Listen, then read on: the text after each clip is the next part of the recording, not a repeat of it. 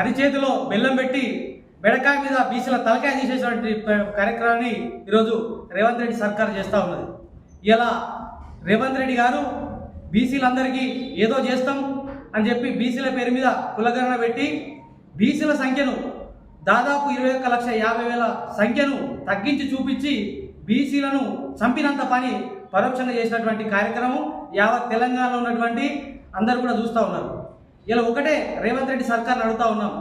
2014లో ఆనాడు కేసీఆర్ గారు సమగ్ర కుటుంబ సర్వే అని చెప్పి ఆనాడు ఒక్క రోజులోనే మొత్తం సర్వే చేసి ఎక్కడ ఉన్న ప్రజలైనా గ్రామాలకు రావాలి, సర్వేలో పాల్గొవాలంటే దేశవ్యాప్తంగా వివిధ రాష్ట్రాల్లో ఉన్నటువంటి ప్రజలంతా కూడా వచ్చి ఆనాడు సమగ్ర కుటుంబ సర్వేలో పాల్గొన్నారు.